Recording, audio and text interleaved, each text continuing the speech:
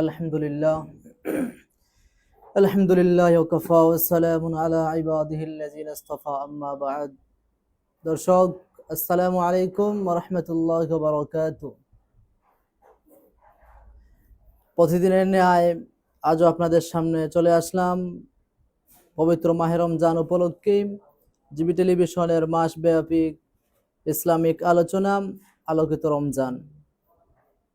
আলোকিত রমজানের রহমতের গতকালকে বলেছিলাম দ্বিতীয় পর্ব আজকে গুরুত্বপূর্ণ বিষয় চলে আসবে। আজ আমরা দ্বিতীয় পর্ব নিয়ে চলে আসলাম, আলোকিত রমজানের রহমতের দ্বিতীয় দিন। আমরা অযথা সময় নষ্ট না করে আমরা সরাসরি হজরতের কাছে চলে যাচ্ছি। হজরতের আজকের রহমত সম্পর্কে অত্যন্ত গুরুত্বপূর্ণ দ্বিতীয় পর্ব আলোচনা করার জন্য আমি বিনীত অনুরোধ করছি। السلام عليكم ورحمة الله وبركاته. الحمد لأهله والصلاة لأهلها.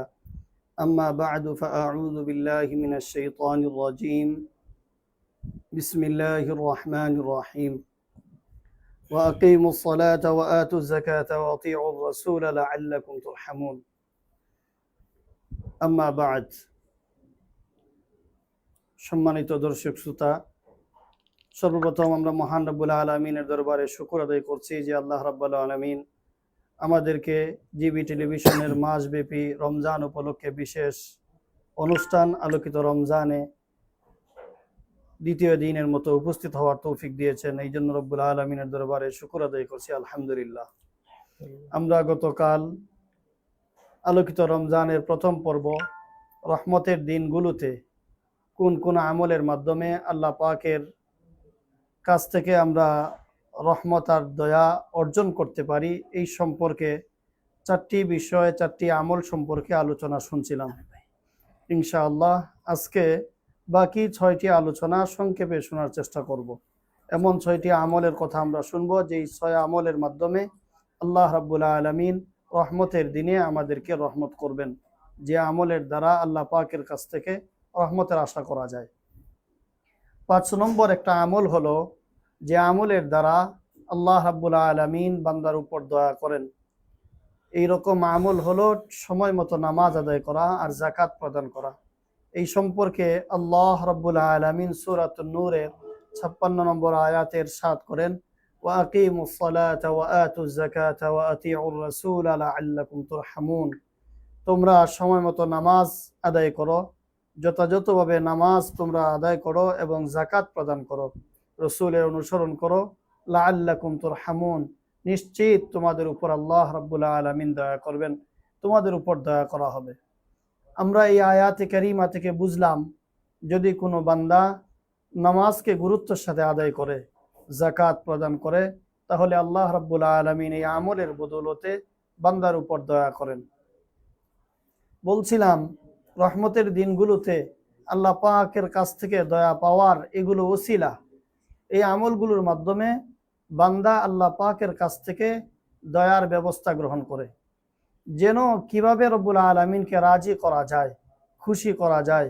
আমরা যদি আমাদের বন্ধুর কাছ থেকে কোনো আবদার গ্রহণ করতে চাই, কোনো জিনিস আমরা হাসিল করতে চাই, তো আমরা চেষ্টা করি বন্ধুকে ম্যানেজ করার, বন্ধুকে আমাদের মতো করে তাকে সন্তুষ্ট করে তার কাছ থেকে নাস্তার একটা আবদার হাসিল করা, তার সাথে একটা পার্টির আবদার হাসিল করা। অনুরূপভাবে আমাদের সম্মানের জায়গা, আস্থার জায়গা, ওনাদের কাছ থেকেও বিভিন্ন জিনিস আমরা হাসিল করতে চাই। এই জন্য আমরা পলিসি গ্রহণ করি, কোন বিষয়টা তার কাছে উপস্থাপন করলে তিনি রাজি হবেন, তিনি সন্তুষ্ট হবেন, আর বিনিময়ে আমাদের মাকসাদ আমরা হাসিল করতে পারবো। রব্বুল আলামিনের কাছে ও রহমতের দিনগুলোতে আমরা যদি তার পছন্দনীয় আমল তার সামনে পেশ করতে পারি, তো তিনি খুশি হবেন আর বিনিময়ে আমাদের উপর দয়া করবেন। এইরকম 5 নম্বর আমল হইল নামাজ আদায় করা। নামাজ এতটা গুরুত্বপূর্ণ একটা ইবাদত যে আল্লাহ রাব্বুল আলামিন নামাজকে এভাবেই অবধারিত করে দিয়েছেন বান্দার উপর। রাসূল করিম সাল্লাল্লাহু আলাইহি ওয়াসাল্লাম শেষ মুহূর্তে শুধু বলছেন আসসালাত আসসালাত ওয়া মা মালাকাত আইমানুকুম।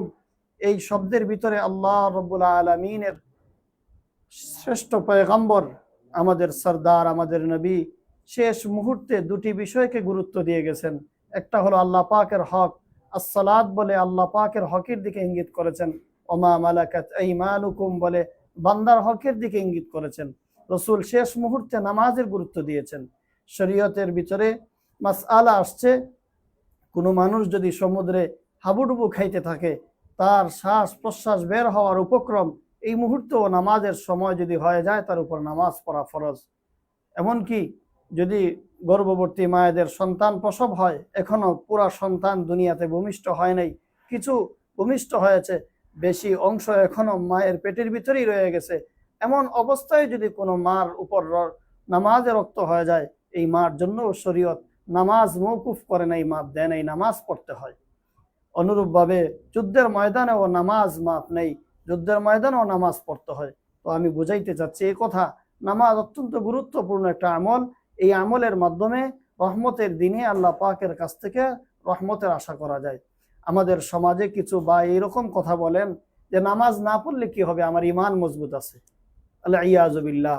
এটা মোটেই এই ধরনের কথা উচ্চারণ করা উচিত নয়। নামাজ তো হইল ইমানের বহিঃপ্রকাশ। আমার ভিতরে ইমান আছে কিনা এর আলামত হইল নামাজ। আমার কাছে যদি নামাজ থাকে তাইলে বোঝা যাবে যে আমার ভিতরে ইমান আছে। একটা ফল এটা পরিপক্ক হয়েছে কিনা, পাকছে কিনা, এটা বোঝার আলামত হইল তার উপরের অংশ। উপরের রং যদি পরিষ্কার লালচে ভাব হয়, তো আমরা বুঝে নেই এই পেঁপেটা পরিপূর্ণ পরিপক্ক হয়েছে, আম পরিপক্ক হয়েছে। যদি সবুজ থাকে তাহলে আমরা বুঝি এটা এখনো কাঁচা আছে। তো উপরের রং বলে দেয় তার ভিতরের হালত কি। আমরা যে বললাম নামাজ না পড়লে কি হবে, ইমান মজবুত আছে, এই কথার সাথে তো বাস্তবের মিল নাই। ভিতরে ইমান আছে কিনা, নামাজ তার প্রমাণ। এই জন্য নামাজ আমরা গুরুত্বের সাথে আদায় করার চেষ্টা করব। 2 নম্বর, যাকাত প্রদান করা। আল্লাহ পাক আমাদের যে সম্পদ দিয়েছেন, আমাদের জান মাল সবকিছুর সত্যিকারের মালিক হলেন রব্বুল আলামিন। তিনি আমাদেরকে মাল দিয়ে, তিনি আমাদেরকে জান দিয়ে, আমাদের মালের ভিতরে বিভিন্ন মানুষের আল্লাহ রব্বুল আলামিন একটা হক দিয়ে দিয়েছেন, লিসাইলি ওয়াল মাহরুম। এভাবে জায়গায় জায়গায় কোরআনে কারীমের মধ্যে আমাদের সম্পদে মানুষের হক আল্লাহ রব্বুল আলামিন অবধারিত করে দিয়েছেন। যেমন কোনো মানুষের কাছ থেকে আমাদের এলাকার কোনো কৃষক যদি জমি ভাগে করে, যে 3 ভাগ তিনি নেবেন আর 3 ভাগ মালিককে দিবেন, অথবা 1 ভাগ মালিককে দিবেন, এইভাবে সমঝোতার ভিত্তিতে যদি কোনো কৃষক কাজ করে, তাহলে কি হবে? তো কৃষক তার কাজ শেষে ফসল উৎপন্ন করার পর নিজের অংশ, নির্ধারিত অংশ তিনি নিয়ে যাবেন, আর বাকি যে অংশগুলো এগুলো মালিককে দিয়ে দিবেন। এটাই ছিল চুক্তির কথা। এখন মালিক যদি বলেন আমার যে অংশ ছিল এটা আমাকে দেওয়ার দরকার নাই, গ্রামের অমুক আব্দুল্লাহকে দিয়ে দিবেন, আব্দুর রহমানকে দিয়ে দিবেন। এখন যিনি কৃষক ছিলেন তিনি যদি মনে করেন মালিক তো নিবে না, তো অমুককে দিয়ে দিবে, আমি দিব না, তাহলে এটা যেমন কৃষকের বোকামি হবে। বরং এটা কৃষকের কোনো অংশ না, এটা মালিকের অংশ ছিল। মালিক আব্দুর রহমানকে দিয়ে দেওয়ার কথা যে বললেন, আব্দুল্লাহকে দিয়ে দেওয়ার কথা বললেন, এটা কেমন জানি মালিক নিজেই গ্রহণ করলেন। ঠিক তেমনি ভাবে রব্বুল আলামিন বলছেন, যাকাত তোমরা সম্পদের 40 ভাগের 1 ভাগ তুমি আমার অসহায় বান্দাদেরকে দিয়ে দাও, গরিব বান্দাদেরকে দিয়ে দাও। এটা যেন রব্বুল আলামিন স্বয়ং নিজেই গ্রহণ করছেন। এই জন্য যেমন 3 ভাগ গ্রহণ করার পর বাকি অংশ মালিককে দিয়ে দেওয়া, এটা মালিকের প্রাপ্য ছিল, এটা আমার ছিল না কখনো। আমি যদি বাকি মালিকের অংশকে আমার মনে করি, এটা যেমন বোকামি, ঠিক তো দ্রুপভাবে রব্বুল আলামিন যে যাকাতের ভিতরে গরিবের হক রেখে দিলেন, এটা গরিবের পাওনা, আমি যদি মনে করি এটা আমার মাল, এটার মালিক আমি, এটাও আমার জন্য বোকামি হবে। এই জন্য মালিকের প্রাপ্য মালিকের কাছে দিয়ে দেওয়া, এটাই হলো যাকাতের বিধান। এটা আমাদের উপর কোনো চাপানো কোনো জিনিস নয়। আমরা এতক্ষণ আলোচনার দ্বারা বুঝলাম, যদি নামাজ ঠিক মতো আমরা আদায় করতে পারি, যাকাত দিতে পারি, এটা রব্বুল আলামিনের পছন্দনীয় 2টা আমল। এর দ্বারা আল্লাহ তাআলা সন্তুষ্ট হন আর বিনিময়ে বান্দার উপর তিনি দয়া করেন।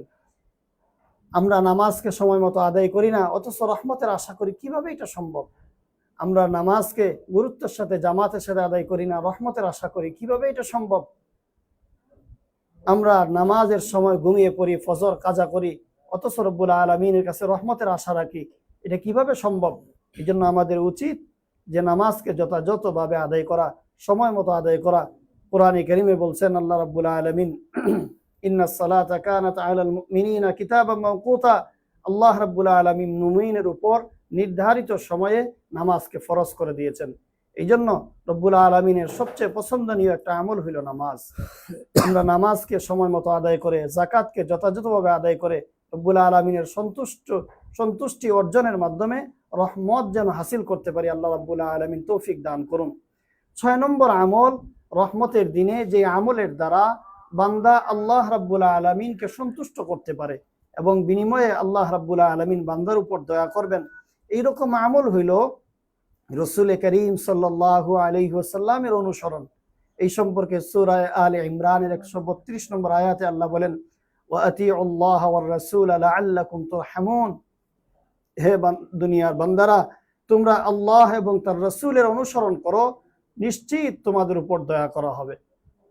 যদি আমরা রসুল করিম সাল্লাল্লাহু আলাইহি ওয়াসাল্লামের উপর যে দিন এসেছে, তিনি আমাদেরকে যে রাস্তা দেখিয়ে গেছেন, যদি এই অনুসরণ আমরা করি তাহলে আল্লাহ রাব্বুল আলামিন আমাদের উপর দয়া করবেন। আমরা অনেকে মনে করি রসুল করিম সাল্লাল্লাহু আলাইহি ওয়াসাল্লামের অনুসরণ, কোরআনের অনুসরণ, এগুলো মনে হয় বাড়তি কোনো দায়িত্ব। না, আমরা আসলে বুঝি না দিন কি জিনিস। রসুলের অনুসরণ এটা দিন। এটা হলো এইরকম যে আমি একটা কাজ করব, রসুলের অনুসরণ হইল এই দুনিয়াতে আমি চলার জন্য যে আসছি, আমার যা যা প্রয়োজন সবকিছু সুন্দর এক নিজামে করা উচিত। যেমন আমার খাবারের প্রয়োজন, আমি খাবার না খেয়ে দুনিয়াতে থাকতে পারবো না। তো খাবার যে গ্রহণ করব, কিভাবে গ্রহণ করব, একটা উত্তম পন্থা দরকার খাবার গ্রহণ করার। যেমন আমরা অনেক সময় মুসলমান হওয়া সত্ত্বেও আমার নজরে পড়ছে যে অনেকে চা পান করেন তো বাম হাত দিয়ে পান করেন, অনেকে খাবার খান তো বাম হাত দিয়ে খান। তো আমি আপনাদেরকে বলতে চাই, এই যে খাবার গ্রহণ করা, এটা মানুষের জন্য একটা আবশ্যকীয় বিষয়। কোনো মানুষ না খেয়ে দুনিয়াতে বাঁচতে পারবে না।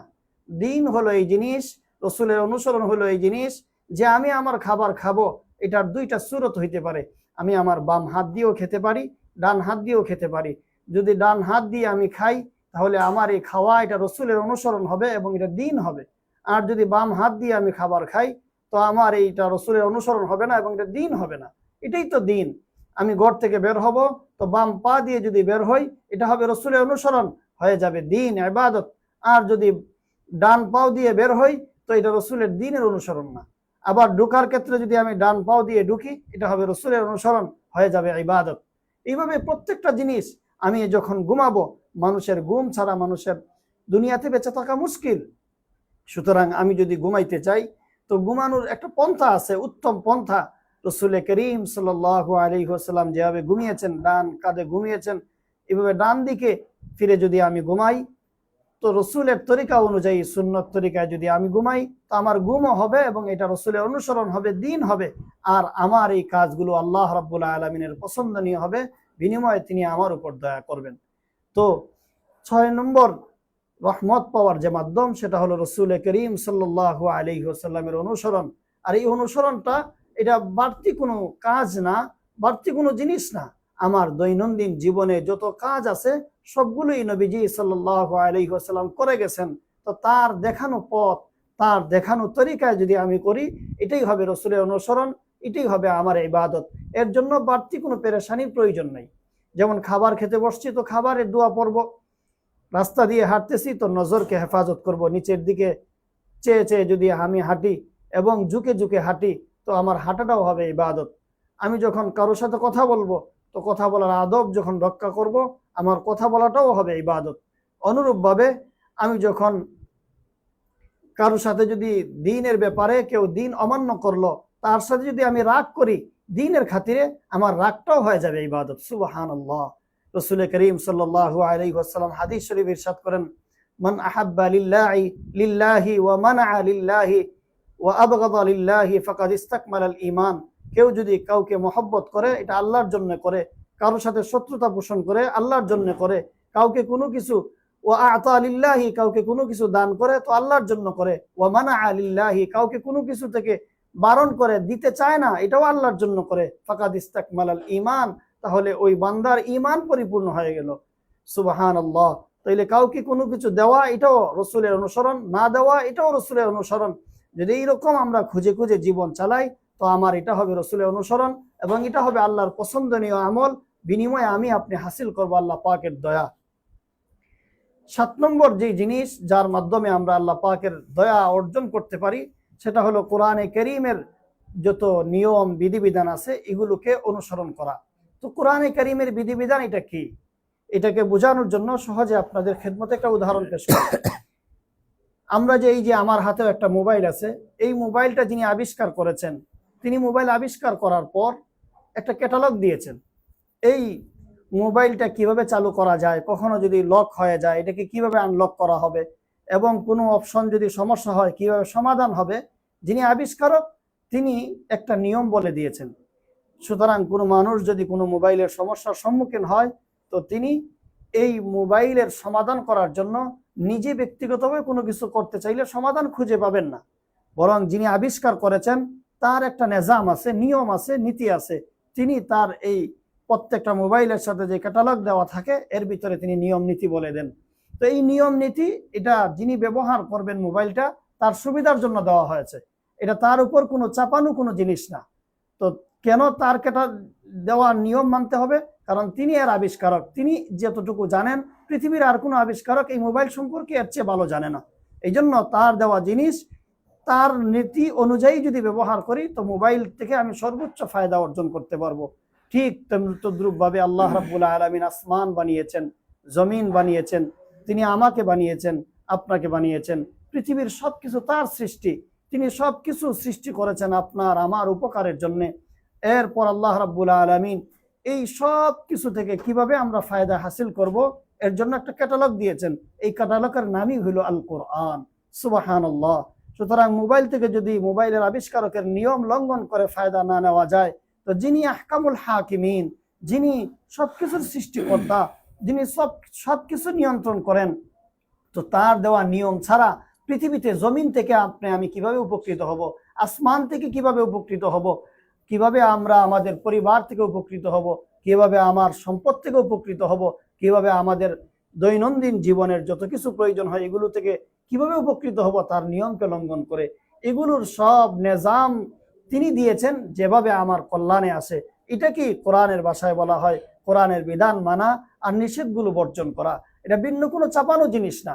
মোবাইলের আবিষ্কারক যেভাবে ক্যাটালগ দিয়ে দিছে এটা আমার উপর বাড়তি কোনো চাপ সৃষ্টি করে নাই, বরং আমার ফায়দার জন্যই দিয়ে দিছে।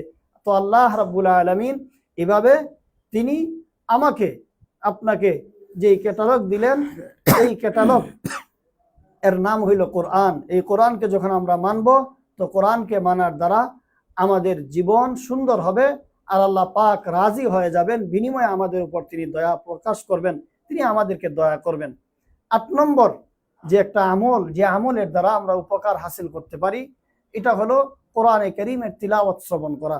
এই সম্পর্কে কোরআনে কারীমে সূরা আরাফের 204 নম্বর আয়াতে আল্লাহ বলেন ওয়াইদা কুরিআল কুরআনু ফাসতামিউ লাহু ওয়া আনসিতু লাআল্লাকুম তুরহামুন। যখন কোরআনে কারীমের তিলাওয়াত করা হয় তখন তোমরা দিলের কান দিয়ে মনোযোগ সহকারে কোরআনে কারীমের তিলাওয়াত শ্রবণ করো, তাহলে অবশ্যই নিশ্চিত তোমাদের উপর দয়া করা হবে। কোরআনে কারীমের তিলাওয়াত এর মাধ্যমে দিলের ভিতরে প্রশান্তি আসে এবং আল্লাহ পাক দয়া করেন। আজকে রমজানুল মুবারকের মতো এত গুরুত্বপূর্ণ একটা মাস চলতেছে কিন্তু আমরা কোরআনে কারীমের দ্বারা কাছেও যেতে পারি না। অনেকের অবস্থা তো এইরকম, আমরা কোরআন তিলাওয়াত করতে পারি না। অনেকের অবস্থা এইরকম, তিলাওয়াত করতে পারি, তিলাওয়াত করতে জানি কিন্তু সময় বের করতে পারি না। আমি তাদের জন্য বলবো আপনাদের যারা দিন মজুর শ্রমিক ভাইরা আমার আছেন আপনাদের জন্য সুবর্ণ সুযোগ। মুসলমানের দেশে প্রত্যেকটি মসজিদে কোরআনের যে তারাবির জন্য ব্যবস্থা আছে, প্রত্যেকটা মসজিদে আসরের পরে আমাদের বাংলাদেশে হাফেজ সাহেবদের কাছ থেকে তিলাওয়াতে কোরআনের তিলাওয়াত শোনা হয়। তো আপনি সারাদিন কাজ করে ক্লান্ত হয়ে গেছেন, আসরের পূর্বে অবশ্যই আপনি কাজ শেষ করেন রমজানের উপলক্ষে, তো আপনি অথবা আসরের পর আপনি কাজ শেষ করে দেন, তো আপনি এই আসরের নামাজ পড়ে একটু সময় মসজিদে বসে থাকতে পারেন। আরামের সাথে আপনি শুধু বসবেন আর হাফেজ সাহেবরা কোরআনে পাকের তিলাওয়াত করবেন, আপনি বসে বসে যে কোরআনে কারীম শুনলেন এই শ্রবণ করার দ্বারাই আল্লাহ পাক আপনার উপর দয়া করবেন। সুবহানাল্লাহ, কতটা আসানের সাথে আমল করা যায়। আল্লাহ পাক বলেন ওয়াইদা কুরিআল কুরআনু ফাসতামিউ লাহু ওয়া আনসিতু লাআল্লাকুম তুরহামুন। এখানে আল্লাহ পাক কোরআন শ্রবণের ক্ষেত্রে দুইটা শব্দ ব্যবহার করেছেন, একটা হলো ইস্তেমা আর একটা হলো ইনসাত। ইনসাত বলা হয় যে আমি অন্যের সাথে কথা বলাকে বন্ধ করলাম যে কোরআনে কারিমের তিলাওয়াত শ্রবণ করার জন্য, কিন্তু আমার মনোযোগ এইদিকে নাই, এটার নাম হলো ইনসাত। আর ইস্তেমা হলো আমি আমার কানকেও এইদিকে রাখলাম, দিলকেও এইদিকে রাখলাম, কোরআনে কারিমের যে তিলাওয়াত হচ্ছে এই তিলাওয়াতের অর্থের দিকেও আমি খেয়াল রাখলাম। এইরকম তিলাওয়াতকে শ্রবণ করাকে বলা হয় ইস্তেমা। যদি আমি কোরআনে কারিম তিলাওয়াতও করি, আর যদি তিলাওয়াত করতে নাও পারি, কমপক্ষে যারা তিলাওয়াত করেন এদের কাছে গিয়ে মনোযোগ সহকারে তিলাওয়াত শুনতে পারি, তো এর মাধ্যমে আল্লাহ পাক আমাদের উপর দয়া করবেন। এই রহমতের দিনে আমরা কোরআনে কারিমের তিলাওয়াতের শ্রবণের দ্বারা আমরা রহমত হাসিল করতে পারবো। 9 নম্বর আরেকটা রহমত পাওয়ার মাধ্যম হলো রহমান নামের মাধ্যমে আল্লাহ পাকের কাছে দোয়া করা। হায় আল্লাহ, আপনি তো দয়াবান, সুতরাং আপনি আমার উপর দয়া করেন। যেমন ক্ষমা চাওয়ার ক্ষেত্রে আমরা দোয়া করি আল্লাহুম্মা ইন্নাকা আফুউন কারীম তুহিব্বুল আফওয়া ফা'ফু আন্না ইয়া কারীম ফা'ফু আন্নী ইয়া কারীম। হায় আল্লাহ, আপনি তো ক্ষমাশীল, আপনি ক্ষমা করাকে পছন্দ করেন, সুতরাং আপনি আমাকে ক্ষমা করুন। এভাবে আমরা রহমান বলবো, হায় রহমান, হায় দয়াবান আল্লাহ, হায় মেহেরবান আল্লাহ, আপনি যেহেতু দয়াবান, দয়া করাটাকেই আপনি পছন্দ করেন, সুতরাং আপনি আমার উপর দয়া করেন। এভাবে যদি কোনো বান্দা আল্লাহ তাআলার কাছে চায়, তাহলে আল্লাহ পাক তার উপর দয়া করবেন। কোরআনে কারীমে আল্লাহ তাআলা বলেন, সূরা কাহাফের 10 নম্বর আয়াতে বলেন, রব্বানা আতিনা মিন লাদুনকা রাহমাতাও ওয়া হাইয়্যি লানা মিন আমরিনা রাশাদা। আরেক জায়গায় আল্লাহ বলেন, ওয়ালিল্লাহিল আসমাউল হুসনা ফাদউহু বিহা। আল্লাহ পাকের বহু নাম আছে, এর ভিতরে একটা নাম হলো রহমান, আর একটা নাম হলো রহিম। তো এই নামগুলো ধরে ধরে যদি আমরা আল্লাহ পাককে ডাকি, তো আল্লাহ পাক আমাদের ডাকে সাড়া দিবেন, আমাদের উপর দয়া করবেন। কোরআনে কারীমে আল্লাহ বলেন, ওয়াকালা রাব্বুকুম উদউনি আস্তাজিব লাকুম, তোমরা আমাকে ডাকো, আমি তোমাদের ডাকে সাড়া দিব। আমাদের অনেক ভাই এইরকম আছেন, আমাকে প্রশ্ন করেন যে আমার কথা কি আল্লাহ তাআলা শুনবেন? আমি কত গুনাহ করছি, আমার গুনার কোনো শেষ নাই, এইরকম গুনাহ করার পরে আমি যদি ডাকি, তো কেমনি তিনি আমার ডাকে সাড়া দিবেন? আল্লাহ পাক বলেন, না, আমি তো নিজেই বলতেছি আমাকে ডাকো, আমি তোমার ডাকে সাড়া দিব, আমার কাছে চাও, আমি তোমাকে দিব। কোন দুনিয়াতে আমরা দেখি বড় দানবীরও যদি বলেন আমার কাছে আসো তোমাকে দিব, আর এই কথা বলার পরে যদি তিনি না দেন, তাহলে আমরা বলি যে এই মানুষটা কেমন, এই মানুষের আত্মমর্যাদায় লাগে। এই জন্য কোনো আত্মমর্যাদাশীল মানুষ নিজের ঘরে ডেকে নিয়ে তার কাছে চাওয়ার সুযোগ দিয়ে ফিরিয়ে দেয়, এটা আমাদের নজরে পড়ে না। সুতরাং যিনি মহান দাতা, যার দানের কোনো শেষ নাই, যিনি এত বড় মহান, এত বড় দাতা, তিনি যখন বলছেন আমার কাছে চাও আমি দিব, তাইলে এই কথা কেন আমার দিলে আসলো যে তিনি দিবেন কিনা? নিশ্চিত তিনি দিবেন। এই জন্য আমরা তার কাছে চাইব, তিনি অবশ্যই আমাদেরকে দিবেন। তার রহমান আর দয়ার নাম ধরে ধরে যখন ডাকবো, তিনি অবশ্যই আমাদেরকে দান করবেন। 10 নম্বর যে একটা আমল, 10 নম্বর আমল হইল বেশি বেশি ইস্তেগফার করা, ক্ষমা চাওয়া। আমরা আমাদের জিন্দগিতে হাজারো কোটি ভুল করি, গুনাহ করি, তো এই গুনার জন্য ক্ষমা চাওয়া। ইস্তেগফার কি জিনিস? ইস্তেগফার হইল পিছনে যত গুনাহ করেছি, এই গুনার কোনো ক্ষতি যেন আমার আমল নামায় না আসে। জিনিসটা বোঝানোর জন্য আপনাদের খেদমতে সহজ একটা উদাহরণ পেশ করি। ইস্তেগফার হলো যেন বিষ খাওয়ার পর বিষের প্রতিক্রিয়া যেন আমার শরীরে সৃষ্টি না হয়। একজনে 1 বোতল বিষ পান করলো, এর প্রতিক্রিয়া তো এমন হওয়া উচিত ছিল সে মারা যাবে, কিন্তু এমন এক ওষুধ সে সেবন করলো, বিষ খাওয়ার সাথে সাথে এই ছোট্ট এক ওষুধের বদৌলতে তার বিষ শরীরে কোনো প্রতিক্রিয়া সৃষ্টি করতে পারে না। তাইলে এই ওষুধটা কি পরিমাণ দামি হইতে পারে? একজন মানুষ 1 বোতল বিষ সেবন করার পরেও বিষ তার উপর কোনো প্রতিক্রিয়া সৃষ্টি করতে পারে না। এর কারণ কি? খুঁজে দেখা গেল একটা ট্যাবলেট সে সেবন করেছে, যেই ট্যাবলেটের পাওয়ার এই পরিমাণ যে বিষ নিষ্ক্রিয় হয়ে গেছে। তো ইস্তেগফার হলো এরকম হাজারো গুনার বিষ আমরা আমাদের আমল নামায় জমা করছি। ইস্তেগফার নামক ট্যাবলেট যদি আমরা সেবন করি, তো ইস্তেগফারের ট্যাবলেটের কারণে হাজারো গুনার যে ক্ষতি আমার আমল নামায় আসার কথা ছিল, আমার শরীরে আসার কথা ছিল, আমার পরিবারে আসার কথা ছিল, সব ক্ষতিকে ইস্তেগফারের মাধ্যমে আমরা কাটিয়ে উঠতে পারবো। এই জন্য আল্লাহ তাআলার কাছে ক্ষমা চাওয়া। আর সহজে 2-1টা কথা বলি, এরপরে ইনশাআল্লাহ আলোচনা শেষ করব। বিষয়টা হলো এই যে আমরা অনেকে মনে করি আমার এত গুনাহ, আমার গুনাহ যদি আমি মানুষের সামনে প্রকাশ করতাম, তাহলে কেউ আমাকে ভালো মানুষ মনে করতো না, সবাই তুতু নিক্ষেপ করতো, জুতা পিটা করতো। এতটা গুনাহ করার পর কিভাবে আল্লাহ তাআলা আমাকে ক্ষমা করবেন? আমি এইরকম ভাইকে বলবো, কোরআনে কারীম আল্লাহ বলেন, কুল ইয়া ইবাদিয়াল্লাযীনা আসরাফু আলা আনফুসিহিম লা তাকনাতু মির রাহমাতিল্লাহ। আল্লাহ বলেন, হে আমার ওই সকল বান্দা যারা নিজেদের উপর নফসের উপর গুনাহ করতে করতে করতে করতে শেষ করে দিয়েছে, এইরকম গুনাহগারকে লক্ষ্য করে আল্লাহ বলেন লা তাকনাতু মির রাহমাতিল্লাহ, তোমরা আমার রহমত থেকে নিরাশ হইও না। ইন্নাল্লাহা ইয়াগফিরুয যুনুবা জামিআ, আল্লাহ তাআলা তোমাদের সকল গুনাহকে ক্ষমা করে দিবেন। সুবহানাল্লাহ।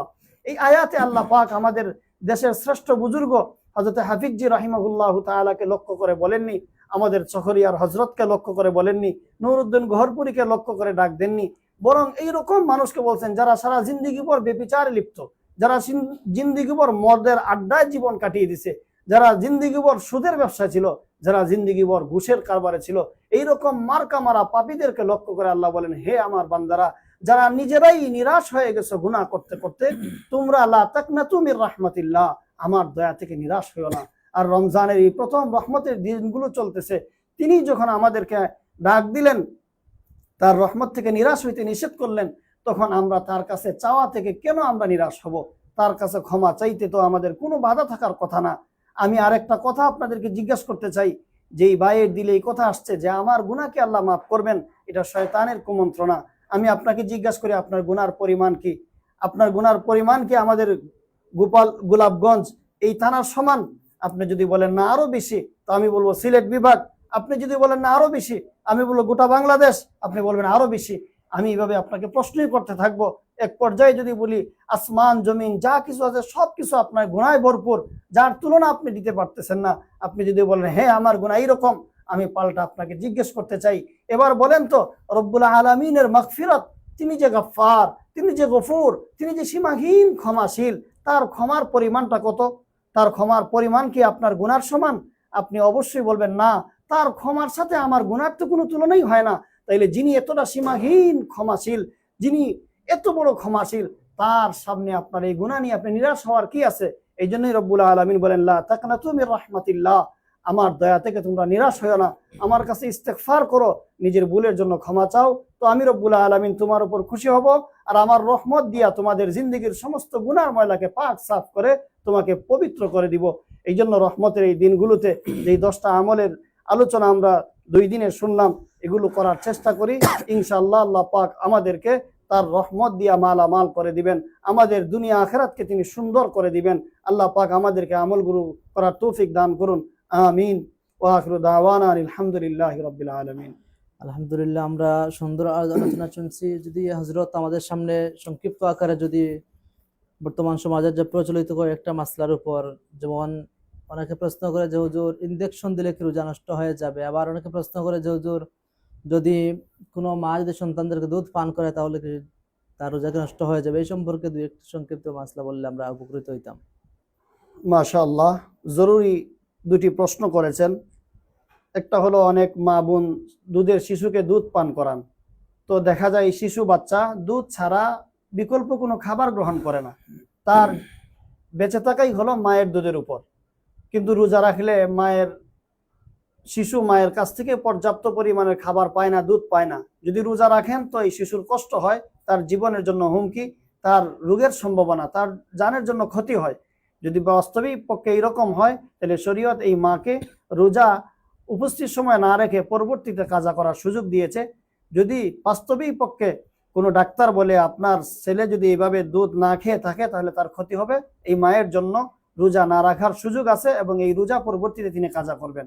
অনুরূপভাবে প্রাসঙ্গিক ক্রমে আরেকটি মাসালা বলে দেই, যদি গর্ভবতী কোনো মা সন্তান পেটে আছে, যদি একদম সন্তান ভূমিষ্ঠ হওয়ার কাছাকাছি পর্যায়ের সময় আসছে, তিনি যদি রোজা রাখেন, আর কোনো দিনদার পরহেজগার ডাক্তার যদি বলে এই মুহূর্তে আপনি রোজা রাখলে সন্তানের পেটের বাচ্চার ক্ষতি হবে, এইরকম যদি বলেন, আর তিনি বাস্তবেই দিনদার কোনো ডাক্তার হন, তাহলে এই মায়ের জন্যও রোজা না রাখার অনুমতি আছে এবং তিনি পরবর্তীতে এই রোজাগুলো কাজা করে নেবেন। আর একটা প্রশ্ন করছেন যে ইনজেকশন নেওয়া যাবে কিনা, এই ব্যাপারে ফুকাহায়ে কেরাম বলেন ইনজেকশন যদি মস্তিষ্কে যায় এবং পাকস্থলিতে যায় এবং এটা যদি খাবারের ঘাটতি পূরণের ইনজেকশন হয় তাহলে ইনজেকশন নেওয়া যাবে না। এছাড়া স্বাভাবিক কোনো ইনজেকশন যেটা পাকস্থলিতে যায় না, খাবারের চাহিদা পূরণ করে না এবং মস্তিষ্কেও যায় না, এই জাতীয় ইনজেকশনের মাধ্যমে রোজা নষ্ট হবে না, রোজার কোনো ক্ষতি হবে না। আরেকটা বিষয় যে অনেকে মনে করে রাত্রিবেলায় গোসল ফরজ হয়েছে, গোসল করতে পারে নাই, সেহরির সময় হয়ে গেছে, এখন তিনি যদি সেহরি খান তাহলে গোসল করতে পারছেন না, আর যদি গোসল করতে যান তো সেহরি খাইতে পারতেছেন না। এই পরিস্থিতিতে অনেকের ধারণা অপবিত্র অবস্থায় সেহরির সময় শেষ হয়ে গেলে তার রোজা হবে না। না, এটা ভুল ধারণা। রোজার সাথে এই অপবিত্র অবস্থার গোসলের কোনো সম্পর্ক নাই। আপনি গোসল করতে পারেন, সেহরির সময় শেষ হওয়ার পরেও ফজরের রক্ত থাকতে থাকতে গোসল করে নামাজ আদায় করতে পারেন, আপনার রোজার কোনো ক্ষতি হবে না। আল্লাহ পাক এই বিষয়গুলো আমাদেরকে বুঝার আমল করার তৌফিক দান করুন। আলহামদুলিল্লাহ, আমরা অত্যন্ত গুরুত্বপূর্ণ আলোচনা শুনলাম। আমাদের জিবি টেলিভিশনের মাসব্যাপী ইসলামিক আলোচনা আলোকিত রমজান সরাসরি দেখবেন ইনশাআল্লাহ।